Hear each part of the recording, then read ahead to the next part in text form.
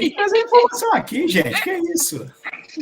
Vamos lá. Bom, vamos falar sobre Gaza, que é outro assunto super importante nessa semana, né? Com, enfim, novos reconhecimentos, anúncios de intenção de reconhecimento do Estado da Palestina. Nessa semana, Reino Unido, Portugal, também Canadá, depois que a França puxou o bonde na semana passada. Isso aconteceu também em meio às discussões sobre a solução de 2 estados na ONU. E, em meio a isso, uma pressão sobre os Estados Unidos que seguem num outro caminho, numa outra direção, ainda que pela primeira vez Donald Trump tenha demonstrado que sim, existe fome em Gaza. Só para a gente dar um dado, 156 mortes por fome e desnutrição já na faixa de Gaza, incluindo pelo menos 90 crianças. Demorou muito para Donald Trump admitir que existe fome em Gaza e que as pessoas estão morrendo por causa disso. Mas apesar disso e de parecer que havia ali talvez algum dissenso entre Donald Trump e Benjamin Netanyahu, o Departamento de Estado americano anunciou sanções contra autoridades da Autoridade Palestina e também da OLP, a Organização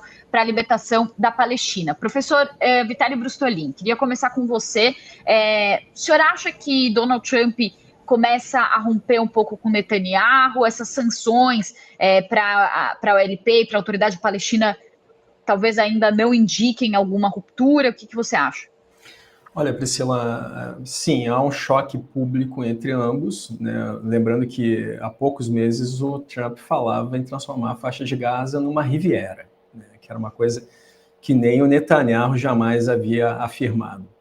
Então, há um choque de versões dentro de Israel também. 70% da população quer que essa guerra acabe com a devolução dos reféns, que é uma das propostas do Hamas. O Trump chegou a afirmar nessa semana, Priscila, que o Netanyahu continua com essa guerra para não responder na justiça e para continuar no poder, que é uma coisa que jamais o Trump tinha afirmado até então. Eu só quero fazer uma contextualização sobre o reconhecimento da Palestina, porque esse é um tema central nesse momento. Quando o Estado de Israel é autorizado pela ONU em 1947, os palestinos que coabitavam aquela região se recusam a aceitar a divisão que a ONU fez entre Israel e Estado da Palestina.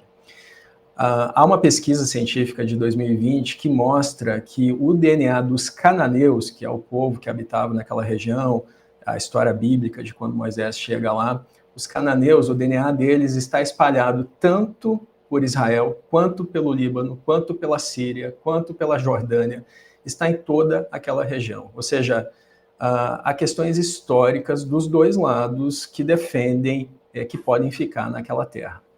De qualquer forma, em 47, a Palestina não aceita, chega o dia 14 de maio de 48, Israel declara sua independência e no dia seguinte pede para ingressar na ONU, e isso é aceito. No mesmo dia começa a guerra árabe-israelense, que vai durar 1 ano, e durante esse período Israel acaba ocupando regiões que eram de acordo com a ONU da Palestina. Isso vai se agravando nas guerras seguintes. Na guerra dos 6 dias, Israel ocupa outras áreas, inclusive a faixa de Gaza, o Sinai do Egito, mas o ponto é que finalmente, em 1988, a Organização para a Libertação da Palestina se declara como um Estado. E 1 mês depois ela é aceita como Estado ouvinte na ONU. Então essa organização e esse Estado, ele faz parte da ONU, ele tem o mesmo status do Vaticano, de ouvinte. Tacitamente, o Brasil reconhece a Palestina desde 1975, mas formalmente desde 2010. E hoje são 75% dos países da ONU, são 193 países, são 147, pelo último número que nós temos, que reconhecem o Estado da Palestina. Eu só vou finalizar dizendo o seguinte: reconhecer o Estado da Palestina, e pode ser que a Palestina seja integrada como Estado total da ONU, não só com status de ouvinte, reconhecer não significa a criação desse Estado, porque tem 4 requisitos de direito internacional que precisam ser atendidos: o de território permanente, que nesse momento é contestado por Israel, o de população, o de governo, que é um outro problema, porque a autoridade palestina tem uma ruptura com o Hamas, inclusive já tiveram uma guerra, e o reconhecimento dos outros países que esse Estado possa cumprir as suas obrigações internacionais. Ou seja, isso que tramita agora na ONU, inclusive o Reino Unido e a França podem acabar reconhecendo, O Estado da Palestina é muito importante, mas ainda não significa a criação de fato do Estado da Palestina, Priscila. Eu mesma estava nessa conferência da ONU da solução de dois estados e ficou claro que, assim, apesar de uma sinalização, ainda está muito distante da solução de dois estados, que é a coexistência de dois estados pacíficos, um para a Palestina, um para Israel. Américo, e o reconhecimento, por exemplo, do Reino Unido veio também com uma condicional ali, né? Não veio, vamos reconhecer com certeza em setembro. Exato. O Reino Unido tem um governo nesse momento que, na minha opinião, é muito fraco e não consegue nem decidir se vai aprovar a criação do Estado da Palestina ou não. Eles tentaram vender isso como um ultimato a Israel. Ou vocês acabam com a guerra ou a gente reconhece. Na verdade, o primeiro-ministro aqui, o Keir Starmer, está sendo empurrado para isso. De qualquer forma, eu acho que tem 2 pontos que eu queria abordar aqui. Em primeiro lugar, importante sim o reconhecimento, ou a ameaça, vamos colocar assim, de reconhecimento do Reino Unido e a confirmação de que a França vai reconhecer o Estado da Palestina. Por que é muito importante esses 2 países? Porque eles são países que têm assentos permanentes no Conselho de Segurança da ONU. Então, são países que, junto com a China e a Rússia, que já reconhecem há muito tempo o Estado da Palestina, a Rússia reconhece desde os tempos da União Soviética, eles, com esse movimento, isolam os Estados Unidos dentro dos 5 países que fazem parte do Conselho de Segurança com assento permanente, que tem, portanto, direito de veto a qualquer resolução que seja a favor ou contra Israel ou a Palestina. Então, os Estados Unidos se isolam neste sentido. Fica cada vez mais clara a dependência de Israel do ponto de vista diplomático, simplesmente dos Estados Unidos. Cada vez mais reduzido ali esse campo diplomático de Israel. Isso quer dizer que o Estado da Palestina vai ser criado imediatamente?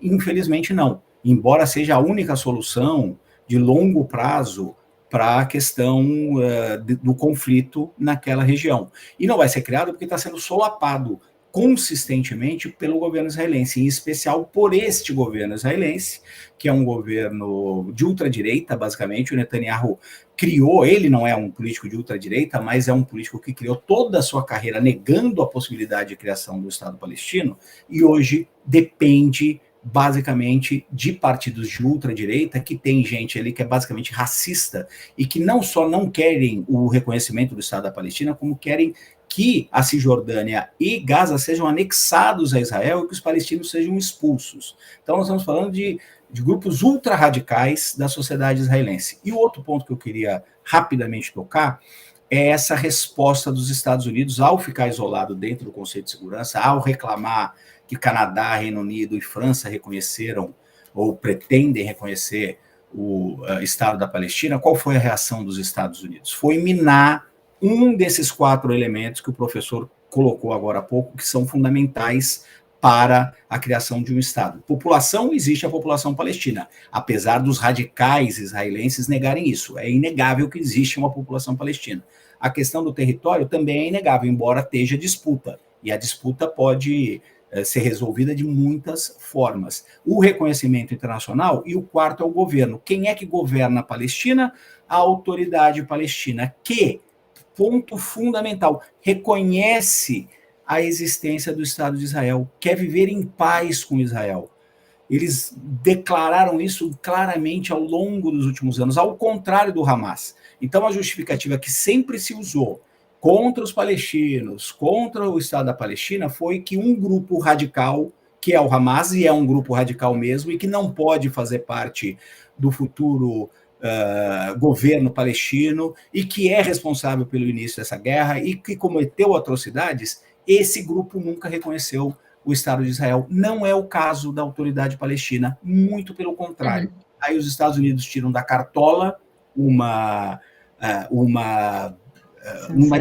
qualquer para querer impor limites a eles, para minar justamente um dos pontos que é fundamental para o reconhecimento do Estado da Palestina.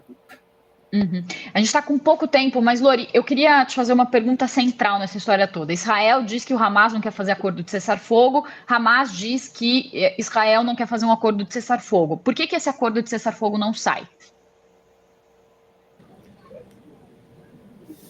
Porque o Hamas quer uma retirada substancial das forças militares israelenses da faixa de Gaza, e o governo israelense não aceita isso, principalmente esses pessoal linha dura que o Américo estava descrevendo, o Bezalel Smotrich, que é o ministro das Finanças, e Itamar Ben-Gvir, que é o ministro da Segurança.